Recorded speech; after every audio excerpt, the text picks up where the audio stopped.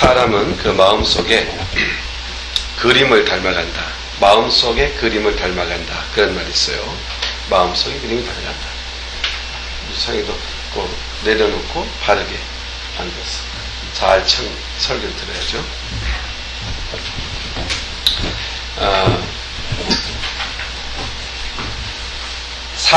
사람은 그 마음에 어떤 그림을 그리고 그 그림을 갖고 있느냐, 그 마음 상태가 어떠냐, 그 마음에 어떤 그림을 가지고 있느냐에 따라서 그 그림을 닮아가는 삶을 살게 된다고 하는 말이 있습니다.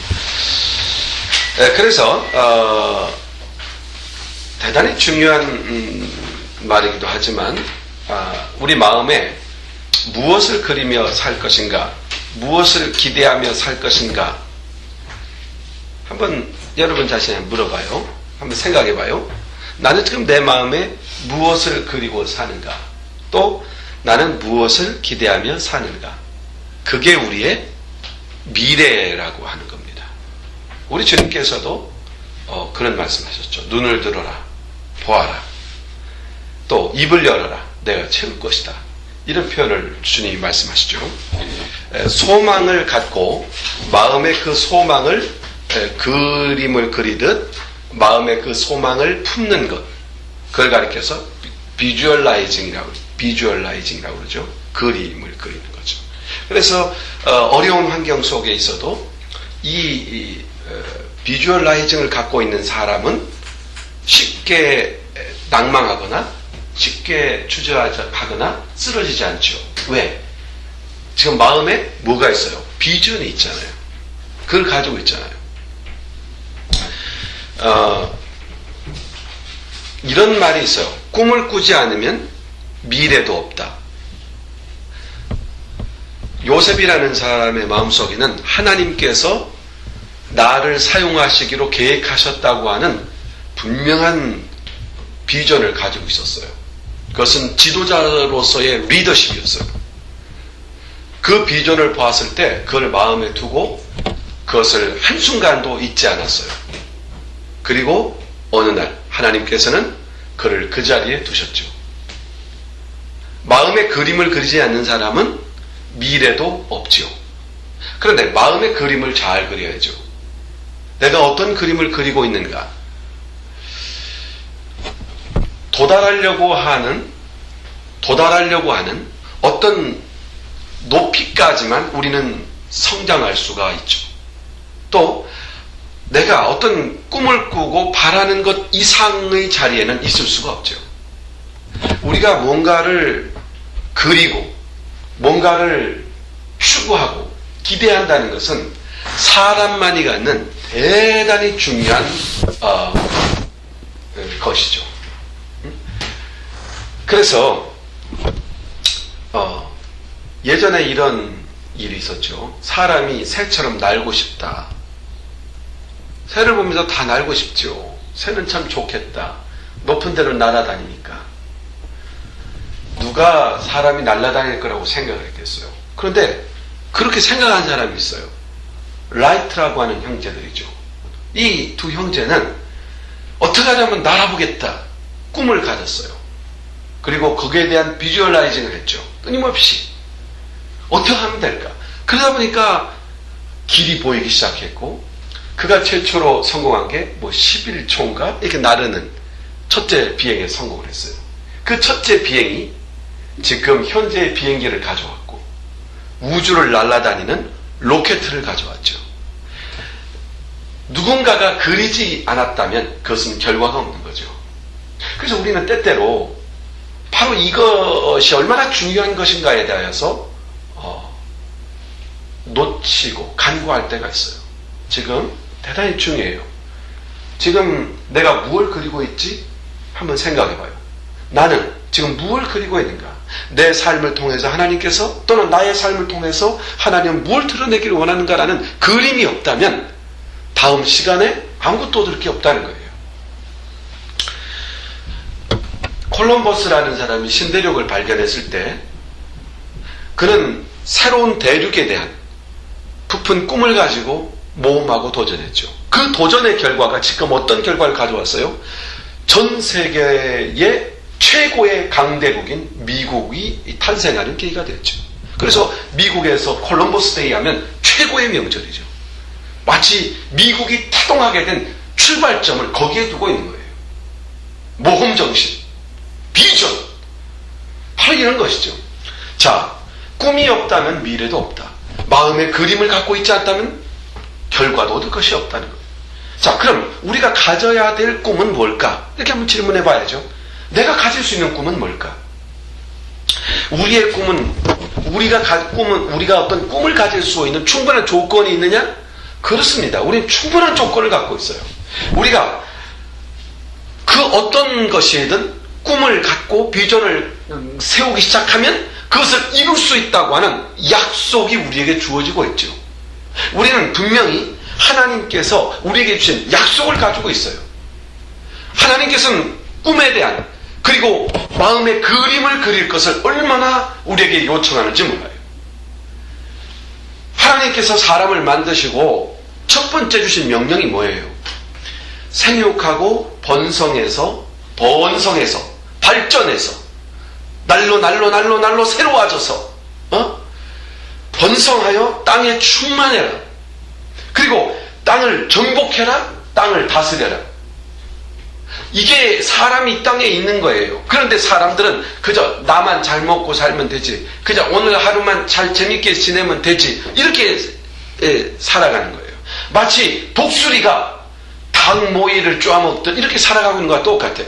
독수리가 날개를 쫙 펼쳐 날아다니면 저 높은 창공에서 200m 멀리에 있는 것도 독사라니까 판단하고 구별해낼 수 있는 이런 강력한 시각을 가지고 있고, 이 아주 그 강력한 제트기 속도로 땅에 내리꽂아서 자기가 원하는 것은 언제든지 캐치할 수 있는 그런 능력이 있는 이 독수리가 땅에서 날지도 못하는 닭처럼 모이나 주워 먹으면서 살려고 하는 그런 삶을 살아가게 된다는 거죠. 하나님께서는 우리를 만드시고 주는 얘기가 뭐예요? 충만해라, 정복해라, 그리고 다스리라.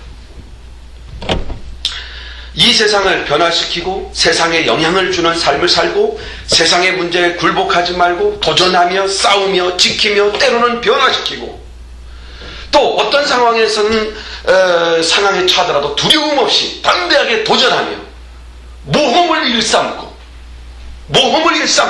그리고 당당히 세상을 달려나가 싸워라, 살아라. 고칠 것이 없는 거죠. 사람을 두려워할 것도 없고 환경을 두려워할 것도 없이 정복하고 다스리고 충만해라. 충만이라는 게 뭐예요? 부족함이 없다는 거예요. 부족함이 없어요. 그 충만함을 누리는 사람이 되어라, 이렇게 말하고 있어요. 하나님의 자녀로서 이르지 못할 자리는 없다고 주님이 말씀하시는 것 같아요. 주님께서는 친히 우리를 도우시겠다고 약속하고 계세요. 다만 우리가 꿈을 꾸지 않고 우리가 마음의 그림을 그리지 않는데 문제가 있는 거예요. 내게 무슨 재주가 있을까? 처음에 초등학교 들어갔을 때 선생님이 그림을 그리래요. 궁금했어요. 연필로 먼저 모양을 그리고 그 다음에 물감을 칠해야 되나? 아니, 진짜 물감만 갖고 그림을 그리면서 멋있게 만드는 건 방법을 몰라요. 그래서 나는 그림을 잘 그릴 줄을 몰랐어요. 그래서 연필로 사람을 그리고 그대로 색칠한다면 이것도 어색하고 안 가르쳐줘요. 그래서 어떻게 그릴지 몰랐어요.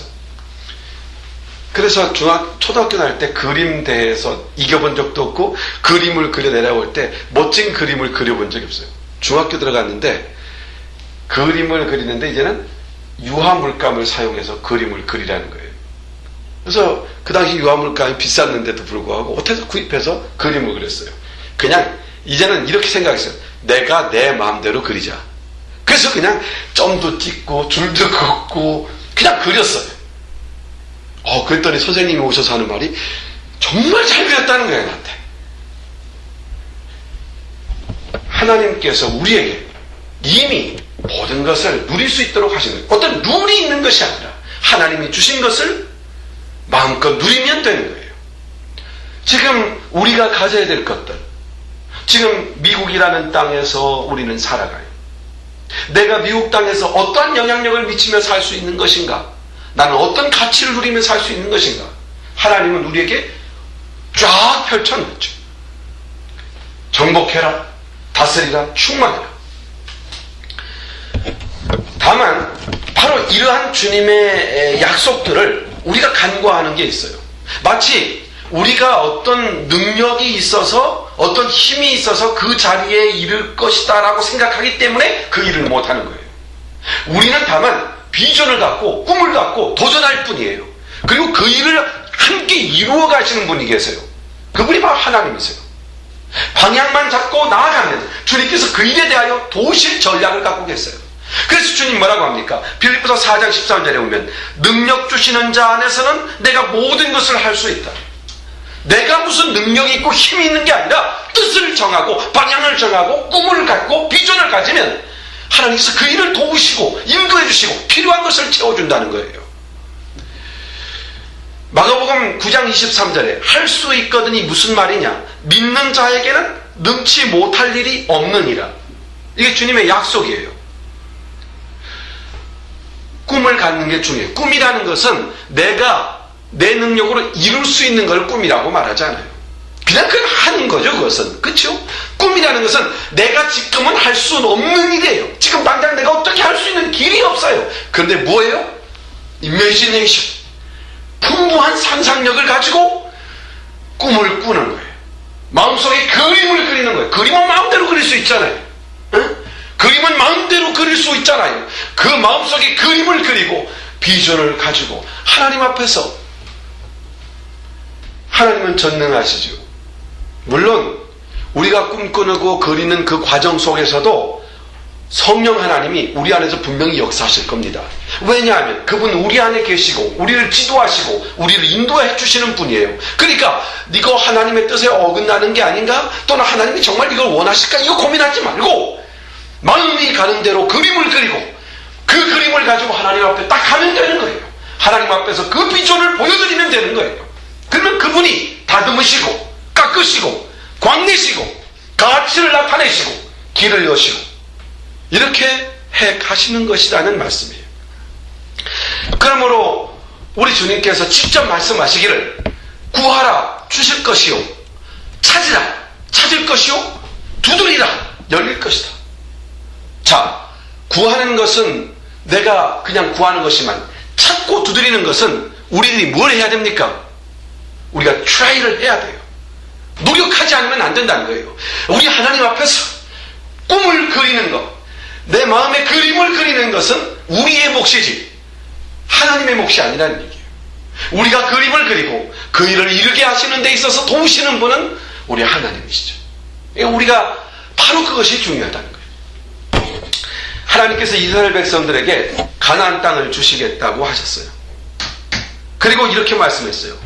가나안 땅에 들어가서 네 발로 밟는 땅은 다 내게 주리라 그랬어요.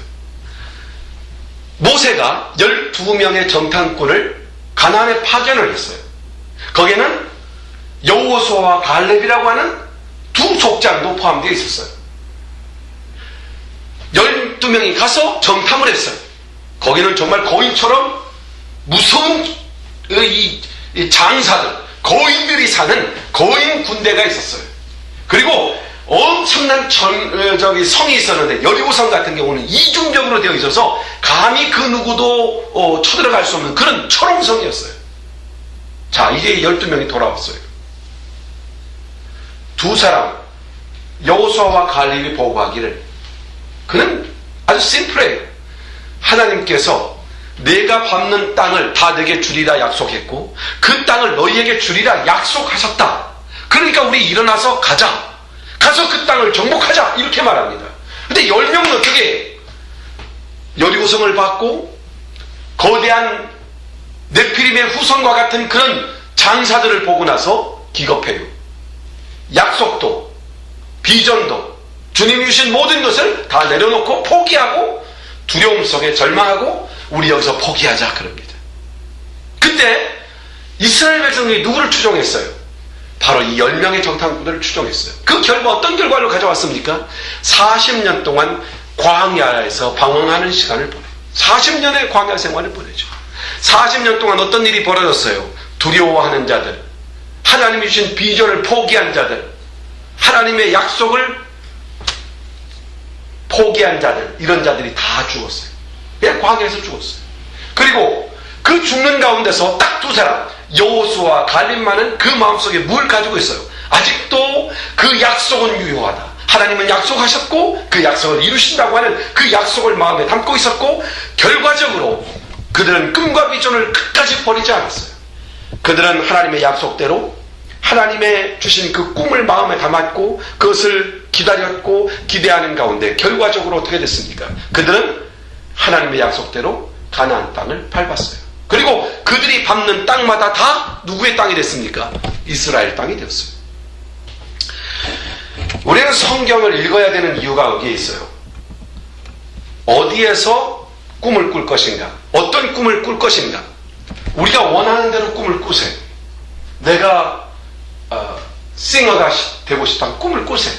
또 내가 과학자가 되고 싶다, 또는 내가 정치인이 되고 싶다, 내가 법률가가 되고 싶다, 내가 과학자가 되고 싶다, 나는 경영자가 되고 싶다, 나는 뭐가 되고 싶다, 마음대로 꿈꾸라는 얘기예요. 근데 우리가 놓치지 말아야 할 게 있어요. 광야에 있었던 이스라엘 백성들도 꿈이 있었을 거예요. 부자 되는 꿈, 그렇잖아요. 잘 먹고 잘 사는 꿈 다 있었을 거란 말이에요. 근데 여호수아와 갈렙의 차이점이 뭡니까? 그들은 하나님의 언약, 하나님의 약속, 바로 그것이 그들의 뿌리가 됐던 거죠. 그래서 우리는 성경을 읽어야 되는 거예요. 성경을 매일매일 읽어가면서 그 성경을 통해서 하나님께서 우리의 꿈을 다듬고 우리의 비전을 다듬고 끊임없이 꿈을 꾸어가고 마음의 그림을 그리고, 성령께서는 말씀을 읽을 때마다 그것을 다듬고 세우시고 인도하시고 이렇게 해서 우리를 세워가시는 거죠. 그래서 매일마다 성경을 읽는 것이 얼마나 중요한지 몰라요. 우리의 약속, 우리의 언약은 그의 말씀을 통하여, 그의 약속을 통하여, 바로 그 약속을 통하여 이루어지기 때문이죠. 그러므로 성경을 통해 주시는 모든 약속과 비전은 다 우리에게 준 거예요. 성경을 읽다가 이 말씀이 내게 와닿다, 그러면 뭔가 연관성이 있는 거예요. 성령께서 분명히 뭔가 역사하고 있는 거예요. 그래서 말씀을 읽을 때 이것이 아주 중요한 것이고요. 우리가 읽는 오늘 본문에 보면은 불행한 한 사람이 나오죠. 한 명의 나환자가 나옵니다. 이 나환자라는 말은 나병이라는 게 뭐냐면은 이런 거예요. 자, 이렇게 살이 이렇게 썩어져 가요. 썩어져 가서 어느 날 팔이 뚝뚝뚝뚝 떨어져 나가요. 썩어서. 그 무서운 질병이죠. 이 나병이라는 것은 몸이 썩어가는 질병이에요. 그래서 신경을 죽여서 고통을 못 느끼고 결국은 뚝뚝뚝 떨어져 나가고, 그래서 코도 없어지고 입도 없어지고 다 없어지고 결국은 이렇게 심장이 그리고 내장이 녹아져서 죽게 되는 질병이 바로 이 나병이라는 질병이에요. 그런데 이 나병 환자들이 얼마나 심각한가, 지금 오늘 본문에 나오는 나병 환자가 얼마나 심각한가를 이 누가가 기록하는데, 이 누가라는 사람은 의사예요. 의사의 입장에서 그에 대하여 진단하기를 이렇게 내려요. 5장 12절에 보면 이런 말이 나오죠. 그는 온몸에 나병이 퍼진 사람이다. 그러니까 희망이 없어요. 여기 지금 우리가 읽은 이 본문에 나오는 그 나병 환자는 진짜 희망이 없는 거예요. 완전히 온몸에 나병이 퍼져서 이제 희망이 없는 사람이에요. 그는 불쌍한 인생을 마쳐야 하는 아무런 소망이 없는 그런 입장에 있는 사람이에요. 이 나병 환자들은 아주 그 사회로부터 철저한 외면을 당했죠. 그래서 이스라엘 사람들은 깊은 협곡이나 동굴 같은 데다가 그들을 가둬두고 나오면은 돌을 던져서 못 나오게 하고 이랬어요. 그리고 가끔 먹을 것 던져줘서 먹게 하고, 힘들어서 먹을 것 던져주지 않으면 굶어 죽는 사람도 태반이었어요. 근데 이처럼 나병에 걸린 사람들이 먹고 살려고 가끔은 이 골짜기를 뛰쳐나와서 사람들한테 구걸하면서 먹고 사는 사람들도 있었던 것 같아요. 이 한 나환자 역시 아무런 소망이 없었어요. 그런데 오늘 본문에서 보다시피 이 나환자에게는 어느 순간 놀라운 꿈이 생겼어요. 나도 치유될 수 있다, 나도 회복될 수 있다고 하는 그런 꿈을 갖게 되었어요. 어디서 가졌을까요? 바로 예수 그리스도에 대한 소식을 듣게 된 거예요. 예수 그리스도께서는 치유하시고 회복하시며 그리고 구원하시는 분이라는 것을 이 친구가 듣게 되었어요. 그 순간부터 그는 꿈을 꾸기 시작했고 예수 그리스도를 만나면 된다고 하는 그런 열망이 생겼어요. 그리고 결과적으로 그는 꿈대로 예수님을 만나게 되었어요. 40절에 보면은 이런 말씀이 나오죠. 한 문둥병자가 예수께 와서 꿇어 엎드려 간구하여 가로되 원하시면 저를 깨끗게 하실 수 있습니다. 예수님을 만났고 치유됐고 회복되었고 구원의 은혜까지 받았어요. 자, 이 본문에서 저는 두 가지 나환자에게서 발견되는 신앙적 특징을 한번 생각해 보려고 해요. 첫째는 뭐냐면 이 나환자가 갖고 있던 믿음이에요. 자, 예수님에 대한 소식을 들었어요. 예수님이 치료해 주신다, 예수님이 고쳐주신다라는 소식을 들었어요. 그 순간 이 나환자는 예수님을 만나는 것이 불가능하다는 것도 알았어요. 왜일까요? 예수님이 가는 곳마다 군중들이 모였어요. 예수님을 만나면 군중을 뚫고 가서 예수님을 만나야 돼요. 나병을 가진 사람으로서 이 일은 거의 불가능해요. 하지만 이 나병을 들린 사람은 그런 장벽과 불가능이 있지만 그러나 그의 믿음을, 예수께서 자기를 고쳐준다고 하는 믿음을 가졌을 뿐만 아니라 그 믿음을 향한 도전을 시작했어요. 바로 이거예요. 자, 그 당시 팔레스타인에 나병 환자들이 참 많았다고 그래요. 그 수많은 나병 환자들이 예수님에 대한 소식을 안 들었을까요? 많은 사람이 들었을 거예요. 예수님의 치유 소식을 들은 사람이 자기 친척 중에 나병 환자가 있다면 그에게 가서 그 얘기를 안 했겠습니까? 당연히 했을 거예요. 그렇지만 예수께서 치료한다는 사실을 들었을 때 첫째, 그는 정말 치유할 수 있다고 하는 믿음이 있었느냐? 사실 그 믿음 갖기가 쉽지 않죠. 그냥 들려오는 소리로 무시할 수도 있었겠죠. 자, 믿는다고 합시다. 예수 그리스도께서 나를 치유하실 수 있다고 하는 그 사실을 믿는다고 하더라도 정작 그를 만나지 않는다면 그 치유의 혜택은 받을 수가 없죠. 다른 사람들은 적당히 포기하고 기회가 오면 되겠지. 어느 날 하나님께서 은혜를 베풀어 주셔서 내가 예수님을 만날 찬스가 오게 될 거야. 온다면 그때 되겠지. 아마 이러면서 미뤘을지도 몰라요. 그러나 이 사람은 그 소식을 듣자마자 그 순간 자신의 사명과 그리고 자신의 삶이 던져져야 할 방향이 뭔지를 알았어요. 그리고 그는 그 예수 그리스도를 만나기 위해서 전력을 다했어요. 바로 이것이죠. 마음의 그림을 갖는다는 것과 어떤 꿈을 갖는다는 것과 그 꿈을 이루기 위해서는 try, 내가 그 꿈을 위해서 어느 정도 무언가를 결단하고 도전하려고 하는 그런 의식을 우리는 가져야 된다는 거예요. 바로 그 의식마저도 하나님께서는 사용하시기 때문이에요. 우리에게 있어서 중요한 것은 거룩한 것이 무엇인지 알고 하나님의 뜻이 뭔지를 알고 또 내가 하나님 앞에서 원하는 게 무엇인지 안다면 거기에 대하여서 도전하려고 하는 열정이 우리 안에 있어야 한다는 거예요. 도전하는 마음, 이건 누가 준 겁니까? 주님이 인간에게 주신 자산입니다. 정복하라, 다스리라, 충만하라, 이 아주 본질적인 우리들의 생존 방식, 그리스도인이든 그리스도인이 아니든 사람이면은 그렇게 살아가도록 하나님이 만들어 놓으신 거예요. 그러므로 하나님의 어떤 믿음에 대하여, 하나님에 대하여 어떤 소망에 대하여, 하나님의 어떤 뜻에 대하여 알고 비전을 갖다면 우리는 그것에 대하여서 도전하려는 하나님이 본질적으로 선물로 주신 바로 그것을 사용해서 꿈을 꾸고 바라고 도전하는 의식이 필요하다는 거예요. 그런데 문둥병자가 치유될 수 있다고 하는 소망은 있지만 그게 소망이 누구에게 있는 거예요? 예수님에게 있는 것이죠. 나는 내 힘과 능력으로 치유할 수 있는 힘이 있는 게 아니에요. 그러나 내게는 분명히 치유될 수 있다고 하는 소망이 생겼어요. 소망이 있다는 것은 소망을 향하여 다름질치는 도전이 필요하다는 얘기예요. 그때 누가 도우십니까? 주님이 만나주시는 거예요. 자, 보세요. 구하라, 주실 것이요. 찾으라, 찾을 것이요. 두드리라, 열릴 것이다. 종종 하나님의 뜻이면 다 되겠지. 하나님의 뜻이면 이루어질 거야.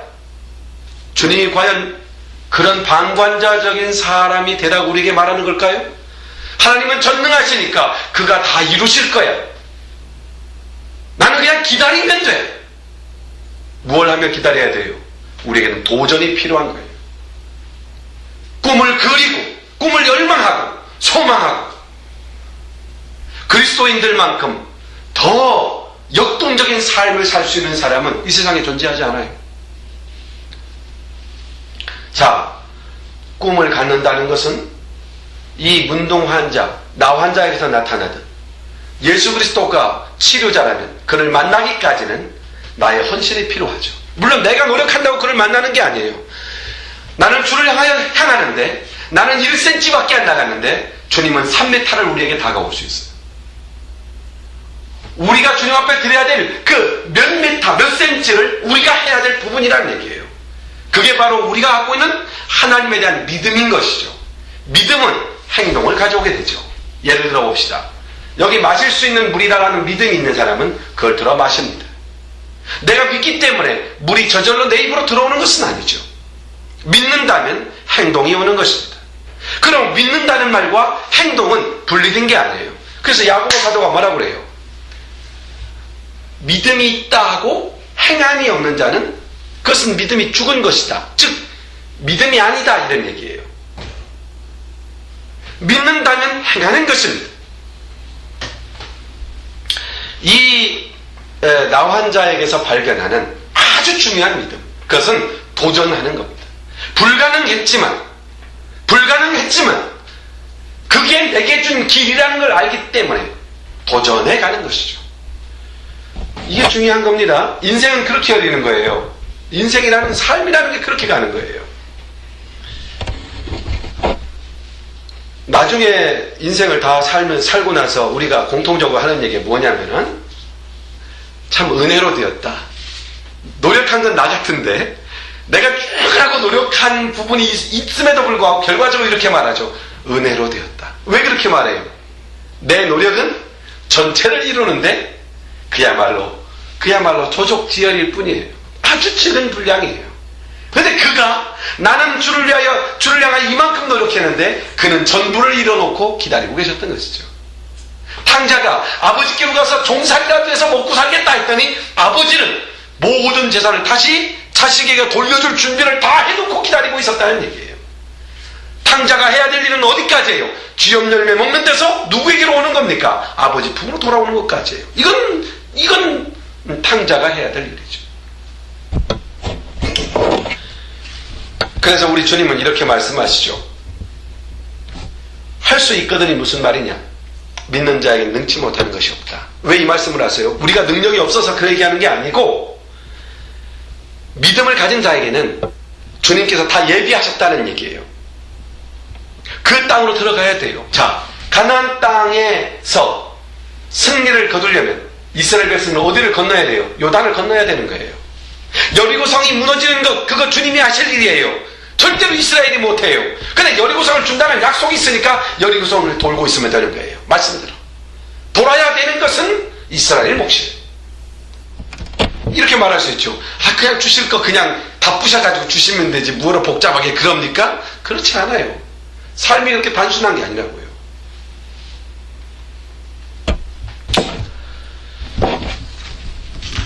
그리고 또 하나는, 자, 이 나 환자에게서 발견된 아주 특징적인 요소는 그의 기도입니다. 그의 기도. 자, 여기 보면 비록 그는 기도를 하는데 기도가 복잡하지도 않고 아주 심플하죠. 주여, 주님이 원하시면 저를 깨끗게 하실 수 있습니다. 이렇게 말하죠. 그러나 이 간단한 기도 속에 뭔가 아주 간절함이 배어있죠. 주님이 원하시면 인정하고 있는 거죠. 이 일을 이루시는 분, 일을 완성하시는 분, 나는 주를 향하여 다름질치고 있습니다. 그러나 결국 완성은 누가 하는 겁니까? 당신께서, 하나님 주님께서. 이것을 주시는 분은 누구십니까? 주님이십니다. 절대 주권. 자, 바로 이 기도죠. 하나님 앞에 전적으로 의지하는 마음이죠.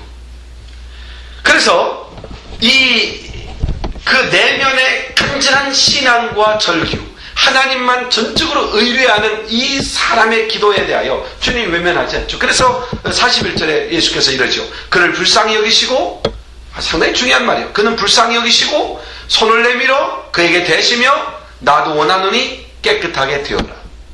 41절은 좀 생각해 봐야 돼요. 불가능에 도전하고 결단하는 이 믿음. 꿈을 꾸어요. 내 힘으로는 불가능하죠. 그러면 포기하잖아요. 그렇죠? 포기해요. 아유, 그건 안 될 것 같아. 포기? 이게 아니란 얘기예요. 포기하면 안 돼요. 결단하고 내가 포기할지, 내가 할 수 없는 것에 대해서는 뭐예요? 위탁해야 돼요. 맡겨야 돼요. 주님께서 도우신다는 걸 믿어야 돼요. 그래서 이 사람의 기도, 주님이 원하시면 저를 깨끗게 하실 수 있습니다. 저는 최선을 다했습니다. 난 당신에게 와 있고 당신의 도움을 받을 준비를 하고 있습니다. 당신이 나를 도우시면 저는 되는 것입니다. 그때 우리 주님이 하신 말씀, 그를 불쌍히 여기고 손을 내밀어 그에게 대시고 내가 원하노니 깨끗해짐을 받아라, 이렇게 말했어요. 이런 불가능함에도 불구하고 결단하고 그림을 그리고 비전을 가지고 꿈을 가지고 하나님 앞에 서는 사람, 그리고 나는 그 일에 도달할 수 있는 힘이, 나는 최선을 다해 여기까지 왔지만 결국 그 길을 인도하시고 길을 열어가시는 분은 주님이십니다 라는 신앙을 가진 사람, 이게 비전의 사람이에요. 이런 사람에게 우리 주님께서 놀라운 은혜를 주죠. 첫 번째 뭐라고 합니까? 예수께서 그를 불쌍히 여기시고, 41절 그랬죠. 불쌍히 여기시고, 여기 우리 주님께서 불쌍히 여겼다는 말은 민망히 여겼다, 그런 뜻이죠. 민망히 여기시고, 번역 같은 말이에요. 민망히 여겼다, 불쌍히 여겼다, 같은 번역이에요. 자, 여기는 불쌍히 여겼다, 민망히 여겼다라고 번역된 헬라어의 단어를 보면 스프랑크 조마이라고 하는 동사가 사용되고 있어요. 근데 이 뜻이 뭐냐면 창자가 끊어지는 것 같은 느낌이 든다, 그런 뜻이에요. 왜? 누구의 마음이 그랬다는 거예요? 누구의 마음이? 예수님 마음이. 예수님 마음이 나와 자가 와서 이렇게 청하면서 주님 앞에 와서 주님 원하시면 저를 깨끗게 하실 수 있습니다 라는 소리를 듣는데 우리 예수님의 마음이 창자가 끊어지는 것 같은 느낌이 들었다는 거예요. 불쌍히 여기는 마음이에요. 그의 고통, 그의 아픔, 그의 처절함이 예수님 마음속에 확 와닿아서 그 고통이 예수님 자신의 고통이 되어서 창자가 끊어지는 것 같은 느낌이 들었다. 주님의 마음이 열린 거죠. 불쌍히 여기는 마음이 생겼죠. 어떻게 해요? 간단해요. 이 사람이 불가능 중에 있는데 꿈을 꿨어요. 어떤 꿈이에요? 예수님에 대한 복음을 들었기 때문이죠. 그가 뭘 이룰지 알기 때문이죠. 그만 만나면 무엇이 얻어질 것이고 어떤 결과가 올 것이라는 것에 대한 꿈이 생겼어요. 믿음이 생겼어요. 믿음을 생겼는데 거기에 머물지 않고 과감하게 예수님을 향하여 발걸음을 떼었어요. 예수님이 먼저 자기를 초대한 것도 아니고 부른 것도 아닌데 그 메시지를 들은 것을 초청으로 받아들인 거예요. 얼마나 용기 있는 믿음이에요. 그가 그 처절함 속에서 벗어나려고 하는 그 갈증과 아픔까지도 다 하셨어요. 민망히 여기다라는 이 스프랑크 조마이라는 말은 창자가 끊어지는 듯하다라는 그런 어떤 그 동감, 공감, 긍휼히 여김, 바로 그것이 와닿았을 때 쓰는 단어들이에요. 예수님은 우리를 이렇게 사랑하시죠. 어떻게 사랑하느냐? 마태복음 8장 17절에 보면 우리의 연약한 것을 친히 담당하시고 병을 짊어지셨다. 요거예요. 병을 짊어지셨다 그러니까 대신 병이 들었다가 아니고요. 예수님은 병을 들을 수도 없고 들 만한 불완전한 분이 아니죠. 그런데 마치 병에 든 사람과 같은 똑같은 아픔과 고통을 체험하셨다는 얘기예요. 이렇게 우리를 사랑해요. 이런 게 있죠. 만약에 딸이나 아들이 아프면 부모는 그냥 마음이 아파요. 이때 이 단어가 쓰이는 거예요. 어떤 상황에도 포기하지 않고 약속을 붙잡고 도전하는 삶을 살고 때때로 하나님 앞에 엎드려 꿇어 기도할 때 주님은 우리에게 이렇게 마음을 여시고 우리를 이런 마음으로 대하신다는 거예요. 그러니까 내가 지금 어떤 상황에 처해 있느냐라는 것은 중요한 게 아니라 내가 주를 향하여 다름질하고 있느냐, 주님만이 나의 소망이라고 믿고 있느냐, 주님 앞에 엎드려 기도하느냐, 바로 이 문제라는 것이죠. 그리고 주님께서 민망히 불쌍히 여기셨을 뿐만 아니라 41절 중간에 보면 뭐라고 합니까? 손을 내밀어 저에게 대시며 그랬죠. 여기 그 나환자에게 손을 내밀어서 대셨다, 손을 댔다는 말을 주목해 봐야 돼요. 이 댔다는 말이 자 이렇게 가서 손을 조용히 얹어서 이렇게 터치하셨다라고 이해가 되죠. 그게 아니에요. 이 대셨다라는 말이 헬라어로 헤프사토라고 하는 단어를 쓰는데 이것은 어느 정도냐면 꾹 움켜 잡았다 그런 뜻이에요. 꾹 움켜 잡았다. 그 진물 나는 손. 또 이렇게 그 문둥병이 걸리면 어떻게 해요? 전염되잖아요. 개의치 아니하시고 그 손을 꾹 잡아줬다. 느낌이 어떻겠어요? 사람들이 천세를 받고 저만치 못하라도 피해가고 치밀한 태태 받고 이런 사람인데 예수님과 손을 잡아주셨어요. 이 부분을 보고 어느 신학자는 이런 얘기를 했어요. 예수님은 우리를 만져주시는 분이시다. 바로 여기서 나온 거예요. 헤프사토. 우리 예수님은 우리를 만져주시는 분이시다. 육체적 질병만이 아니죠. 그냥 육체적 질병만이 아니죠. 딱 잡아주는 순간 어떻게 돼요? 마음이 녹아지는 거죠. 상처까지 씻어지는 거죠. 얼마나 소외당하는 아픔의 상처가 있었겠어요.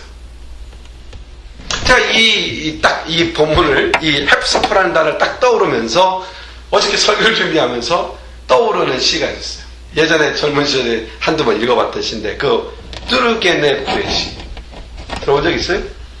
자, 한번 내가 그대로 읽어볼게요. 이 산문시인데 거리를 걷고 있노라니 늙어 빠진 거지 하나가 나의 발걸음을 멈추게 한다. 눈물 어린 충혈된 눈, 파리한 입술, 털복숭이 누더기요, 더러운 상처. 오, 가난은 어쩌면 이다지도 처참한 이 불행한 인간을 갉아먹는 것일까? 그는 빨갛게 부풀은 더러운 손을 내게 내밀었다. 그는 신음하듯 중얼거리듯 동량을 청한다. 나는 주머니란 호주머니를 모조리 뒤지기 시작했다. 지갑도 없다. 시계도 없다. 손수건마저도 없다.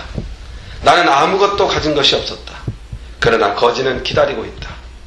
나에게 내민 그 손은 힘없이 흔들리며 떨고 있다.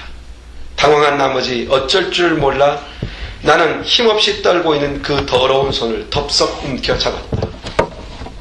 용서하시오 형제. 아무것도 가진 게 없고요. 거지는 충혈된 두 눈으로 물끄러미 나를 바라보았다. 그는 파리한 두 입술에 가느다란 미소가 스쳐갔다.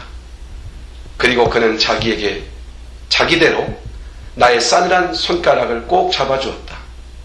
괜찮습니다 나리 하고 그는 속삭였다. 그것만으로도 고맙습니다. 그것도 역시 적선이니까요. 나는 깨달았다. 나도 이 형제에게서 적선을 받았다는 것을. 마치 예수님 앞에 있었던 그 나환자의 마음이 그러했을 것입니다. 우리 예수님께서 손을 꼭 잡아주셨을 때 그는 몸의 치료만 아니라 마음의 상처까지도 치유받는 놀라운 역사를 경험했겠죠. 마치 햇빛에 온 땅이 사르 녹듯이 그 강팍한 마음이 상처로 인하여서 강팍한 마음이 녹아지는 역사를 경험했던 것 같습니다. 예수님의 사랑은 앞서 말했던 것처럼 만져주는 사랑이라는 표현했습니다. 귀먹은 자의 양쪽 귀에 손을 이렇게 넣어서 만지셔서 치료하신 사건이 있었어요. 또 예수님은 눈먼 자의 양눈을 직접 손으로 부벼가면서 치유하신 적이 있으세요. 또 예수님은 중풍병으로 마음에 든 팔을 직접 만져서 펴주시기도 하셨어요. 38년 동안 한 번도 일어나 보지 못한 안전병의 손을 잡아서 친히 일으켜 죽이시기도 하셨고, 또 나인성 과부의 죽은 아들이 상여에 실려 가고 있을 때 그 상여에 손을 얹어서 죽은 과부의 아들을 살려내 주신 역사도 있어요. 그리고 마지막에 예수님 겟세마네 동산에서 십자가 처형을 앞두고 마지막 체 퍼지는 현장에서 말고라는 사람이 베드로가 내린 칼에 의해서 귀가 떨어졌을 때 떨어진 귀를 친히 주셔서 다시 그 귀를 친히 만지셔서 정상으로 회복시켜 주시는 그런 역사도 있으셨어요. 예수님은 친히 만져주시고 함께 하시는 분이세요. 그 주님께서 우리를 만져주시는 걸 믿으시기 바랍니다. 우리를 친히 만지시고 우리와 함께 하세요. 예수님의 사랑은 이렇게 우리로 하여금 친히 따뜻하고 섬세하게 우리를 만지시고 회복시키므로 우리의 질병이나 우리의 삶의 굽은 것을 고쳐줄 뿐만 아니라 우리의 심령의 본질을 고쳐주시는 그러한 분이시라는 것이죠. 우리 주님은 이렇게 우리에게 다가오셔서 우리를 위로해 주시는, 손을 내밀어서 친히 대시며 그 저희가 손을 대심으로 치료하실 뿐만 아니라 우리를 위로하시는 분이라는 얘기. 자, 우리가 어떤 목표를 향해 나아갈 때 상처를 받아요. 어떤 꿈을 가지고 나아갈 때, 인생을 살아갈 때 강팍한 세상 속에서 우리는 상처를 받아요. 그러나 주님과 동행하고 그 주님 앞에 엎드려 기도하면 그 상처까지도 말끔 씻어주세요. 어떤 사람이 나에게 상처를 줬지만 주님이 나를 깨끗이 치료하니까 나는 그를 용서하고 그에게 사랑으로 대할 수 있어요. 기도하는 사람이 가능한 거예요. 우리 주님을 만나는 사람은 그렇게 할 수 있어요. 그러나 우리 주님 앞에 엎드려 기도하지 않고 주님을 만나지 않는 사람은 상대편이 나에게 해를 끼치면 나는 그대로 해를 돌려줘야만 한다고 하는 그런 분이 일어나고, 그걸 못해서 마음에 상처가 생겨서 병이 생기기도 해요. 그러나 주님을 만나면 우리의 마음의 깊은 상처까지도 깨끗이 씻어주시는 분이세요. 그리고 하나 더, 여기 보면은 주님께서 이렇게 말씀하시죠. 주님께서 8절 마지막에 뭐라고 얘기합니까? 친히 주님께서 내가 원하노니 깨끗함을 받으라, 이렇게 해서 주님이 직접 그 기도에 대하여, 요청에 대하여 정확한 응답을 주고 계십니다. 내가 원하노니 깨끗함을 받아라, 이렇게 말씀하신 것은 나도 내가 낫기를 원한다, 나도 내가 치료되기를 원한다, 나도 내가 행복해지기를 원하고 나도 내가 복받기를 원한다, 이렇게 주님 말씀하시는 겁니다. 주님은 자기를 찾아와 간구하는 자에게 언제나 이 응답을 약속하고 있다는 것을 나타내 주시기 위해서 이 말씀을 성경에 기록하고 이 본문을 우리에게 주고 있는 겁니다. 오늘 말씀을 들으면서 두 가지 단어가 기억되어져야 될 것 같아요. 하나는 도전하려고 하는 의지, 도전하려고 하는 꿈을 꾸고 마음의 그림을 그리고 도전하려고 하는 이 마음이 믿음이라는 거예요. 하나님 앞에서 나타내야 될 믿음의 모습이라는 것이죠. 그리고 또 하나는 그 일은, 그 비전은 나의 작은 노력과 헌신이 틀림없이 도전이라는 형태로 나타나야 되지만 그것을 완성하시고 그것을 이루시는 분은 하나님이심을 믿기 때문에 우리는 하나님 앞에 엎드려 기도해야 된다는 거예요. 하나님 앞에 엎드릴 때 하나님께서는 우리에게 친히 다가오셔서 우리에게 어떤 역사를 일으켜 주십니까? 직접 주님께서 우리의 기도를 들으시고 마음을 열고 다가오셔서 마음을 열어주셔서 긍휼히 여겨주시고 손을 대셔서 우리의 이 세상을 살면서 당하는 상처까지도, 다른 사람으로부터 입는 상처까지도 다 말끔히 씻어주시고, 그리고 요청하고 있는 본질적인 것, 내 병을 치유해달라고 요청했던 그 요청, 즉 그가 가졌던 꿈, 그의 비전, 그것까지도 온전한 그 자리에 이르도록 도우시는 분. 내가 원하노니 깨끗함을 받으라 라고 선언하시는 주님의 음성. 그러므로 중요한 것은 마음의 꿈을 갖고 복음을 듣고 하나님을 대면해서 갖게 된 어떤 비전이나 이런 것이 있다면 그것을 그냥 둘 것이 아니라 도전해야 된다는 거예요. 찾고 두드리는 도전. 그 속에서 누가 역사해요? 주님이 도와주세요. 주님의 도우심을 기대하는 그 신앙, 그 믿음이 뭡니까? 기도입니다.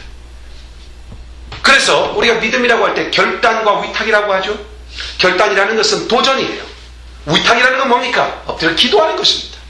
도전과 기도는 될 수 없는 그리스도인의 삶의 한 방식이라는 것을 알 수 있죠. 지난주에 설교할 때, 지난주에 아주 중요한 설교였죠. 우리가 구원받을 때는 복음을 들어야 되죠. 복음을 듣고자 하는 마음도, 복음을 들을 수 있는 것도, 복음 전도자도, 복음을 들을 수 있는 기도 다 누가 역사해 주셔야 돼요? 성령께서 도와주셔야 되죠. 또 복음을 듣고 믿게 되어서 예수님께 영접하는 것조차도 성령님이 도와주시죠. 그래서 우리가 복음을 듣고 구원받는 이 놀라운 역사가 일어나죠. 복음을 듣고 구원받은 사람은 삶을 살아가요. 첫째, 구원받고 복음 들은 사람은 하나님의 자녀가 되고 구원받은 하나님의 백성이 되죠. 하나님의 백성, 하나님의 자녀로서 이 땅을 살아가는 새로운 삶의 방식이 뭐라고 그랬어요? 신앙생활이라고 그랬어요. 신앙생활은 어떤 모습으로 드러납니까? 적어도 우리의 신앙생활은 세 가지로 정리될 수 있어요. 하나는 뭡니까? 그리스도와의 동행이에요. 내 신앙생활은 다 그리스도와 함께 동행하는 것으로 나타나요.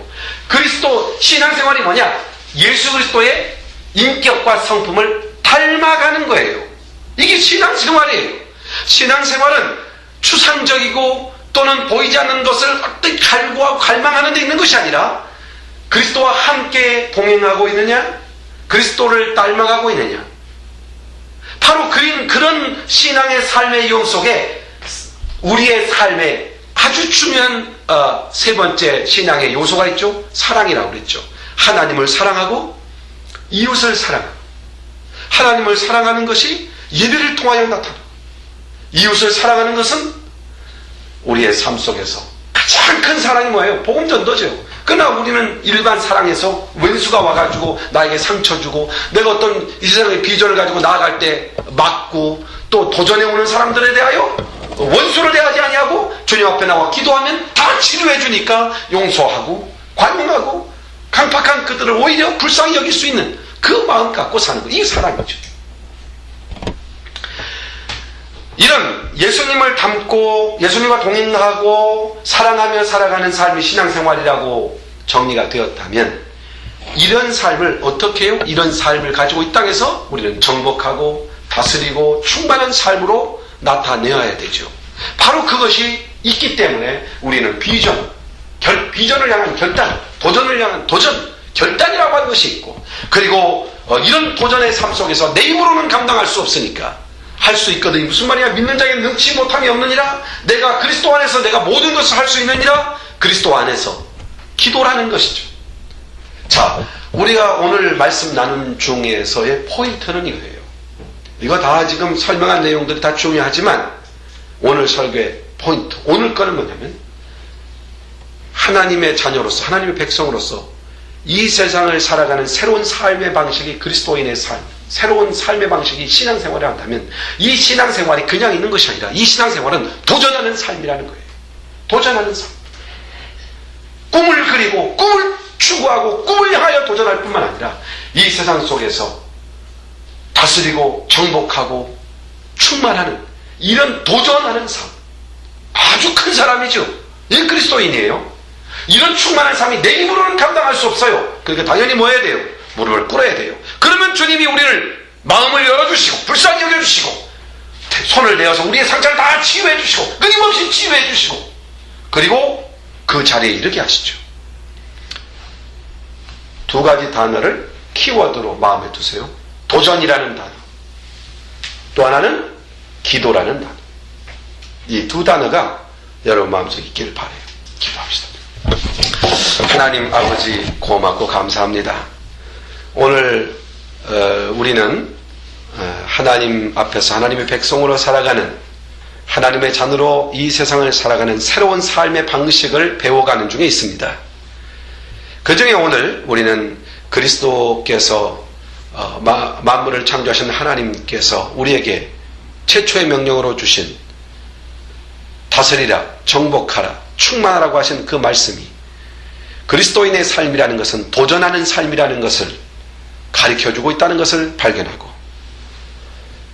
끊임없이 마음속에 주님의 말씀을 대하며 내 마음속에 허락하시는 꿈과 비전을 키워가고 그걸 향하여 도전할 뿐만 아니라 끊임없이 하나님 앞에 엎드려 주의 치유와 위로와 힘을 공급받아 끝내는 우리의 삶이 승리자로 서게 된다는 것을 알기에 오늘 우리는 새롭게 다짐합니다. 하나님 아버지, 오늘 말씀을 듣는 우리에게 도전하는 마음과 기도하는 무릎 꿇는 마음을 허락하여 주옵소서. 감사하며 주 예수님의 이름으로 기도하옵나이다. 아멘. 우리 다 같이 찬송 해봅시다. 찬송가